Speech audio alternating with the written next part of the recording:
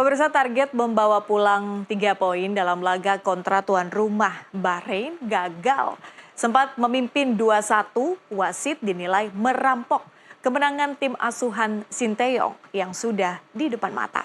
Padahal jika tak ada gol penyama di tambahan waktu babak kedua, Indonesia bakal mendulang 3 poin. Tapi sekarang nangkring di peringkat kedua. Sekarang tantangan Indonesia cukup terjal, berada di peringkat kelima. Rafael Strike dan kawan-kawan harus segera move on saat menyambangi Cina. Memetik 3 poin wajib hukumnya jika tetap ingin memelihara peluang bermain di Piala Dunia 2026.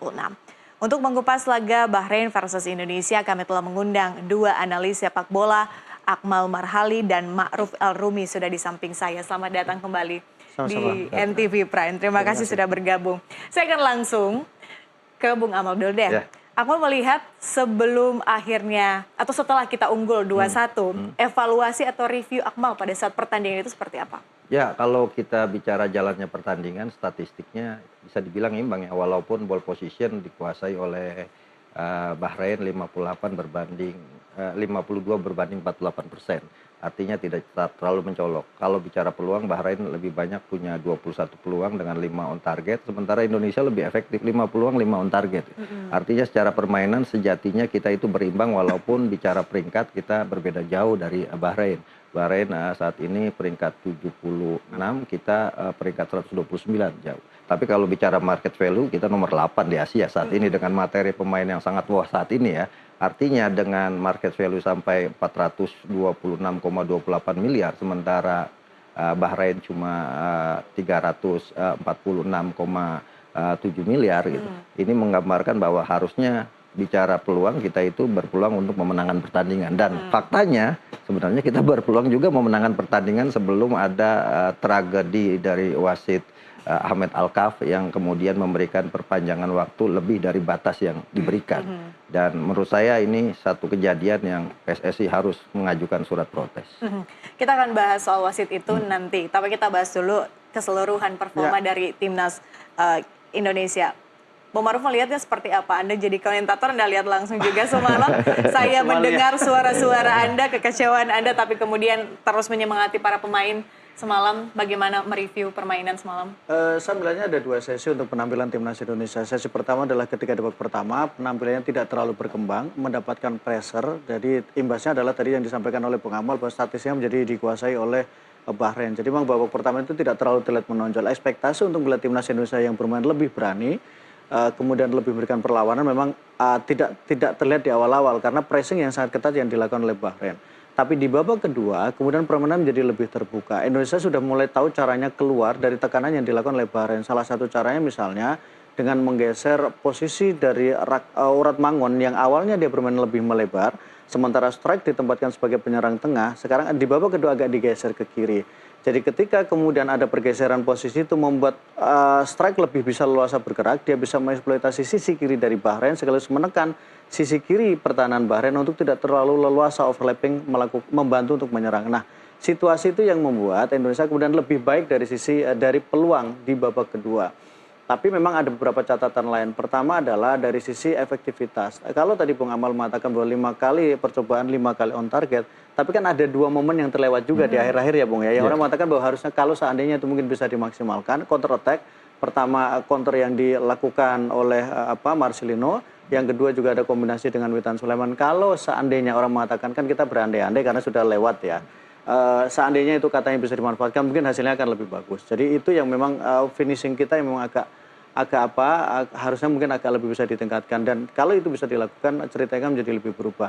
Yang kedua, tentu ketika ada perubahan pemain itu membuat ritmenya menjadi berubah. Ketika ini bukan kemudian meng-underestimate, misalnya ketika Witan masuk itu kan menjadi agak deg-degan. Witan masuk langsung ada pelanggaran dan itu berada di dekat kotak penalti, kemudian ada beberapa momen juga ketika Marcelino melakukan pelanggaran. Jadi memang ada 2 scene yang saya melihat. Scene pertama ekspektasinya belum sesuai di babak pertama, yang kedua agak membaik atau lebih membaik dibandingkan dengan babak pertama, tapi kemudian ketika ada pergantian pemain itu juga ritmenya menjadi lebih berubah. Jadi memang ibaratnya nonton kita itu seperti makan gado-gado, jadi campur aduk rasanya, apalagi di 5 menit terakhir termasuk injury time. Itu juga menurut saya juga memang benar-benar membuat kita seperti roller coaster lah. Jadi semuanya dicampur aduk, naik turun. Senang karena kita sedih ketika kita tertinggal 0-1, sempat cemas dan itu lewat bola mati. Kita bisa menyamakan kedudukan dengan kebanggaan luar biasa karena gol itu lewat open play dan sangat indah sekali. Kemudian unggul 2-1 kita juga lewat sebuah skema open play, tapi begitu kita kebobolan juga lewat skema set piece dan itu sangat menyesakan dada. Jadi ya itulah sepak bola yang kalau kata Ferguson bloody hell ya, karena benar-benar tidak terduga. Seperti diuji ya, adrenalinnya. Oke, kita lihat dulu line up pemain semalam. Yang ini juga menjadi elemen kejutan ya. Saya ingin Anda juga mengomentari soal ini. Ada 2 pemain debutan yang juga mengejutkan adalah Malik Rizaldi semalam bermain juga. Apa yang ingin Anda sampaikan?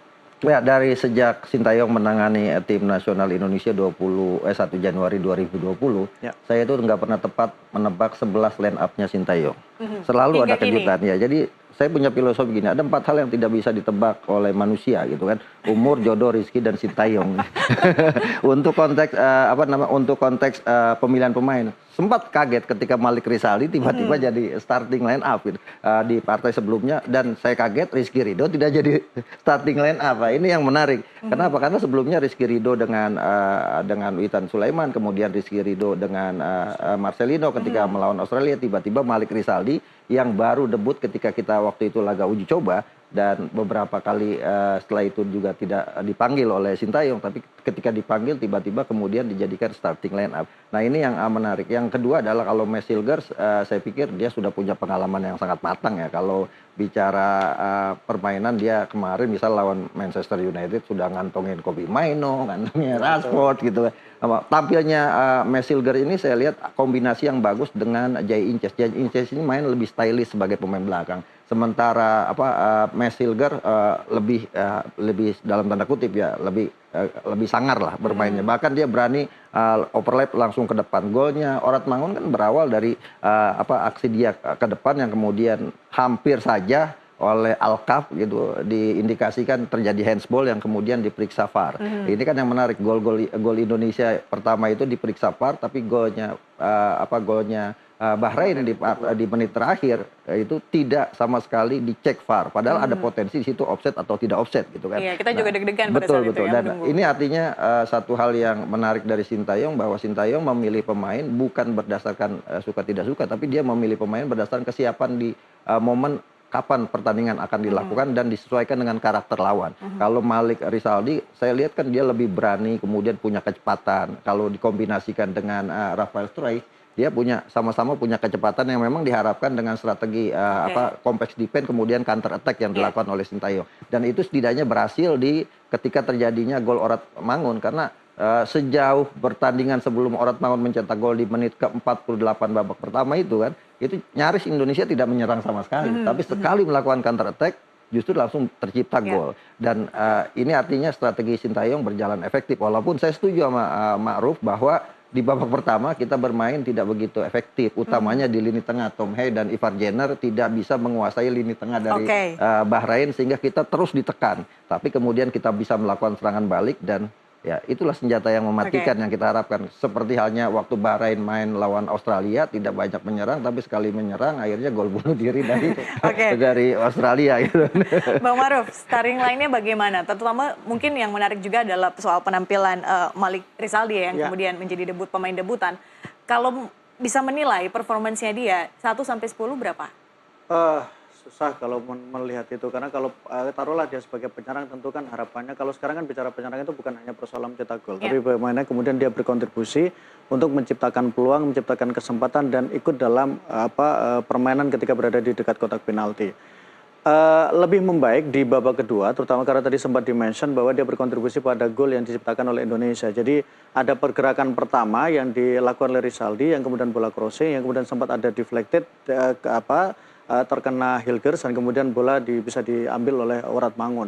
Itu satu. Yang kedua, kalau kita bicara soal bagaimana Rizaldi, sebenarnya ini bagian dari kepercayaan yang luar biasa. Rizaldi ketika bersama dengan Madura United dia menjadi pemain lokal, salah satu pemain lokal yang sangat subur di Liga 1 karena dia bisa menciptakan 21 gol. Bersama dengan Persebaya agak up and down karena dia sempat mengalami cedera, tapi setidaknya secara data dia sudah mencetak 4 gol dan 2 assist. Jadi ini yang dikatakan bahwa ketika Sintayong melihat seorang pemain itu lebih melihat bagaimana kontribusi dia secara keseluruhan, apakah dia sesuai dengan karakter dan sesuai dengan taktik yang diinginkan. Ya, kalau kemudian kita bicara soal Marcelo, mungkin Marcelo kan memang lebih stylish, lebih kemampuan dribble iya, tapi secara tenaga mungkin memang lebih Rizaldi lebih fighternya lebih bagus Rizaldi. Kemudian kalau kita bicara Hilgers sama bahwa ini pemain yang punya pengalaman.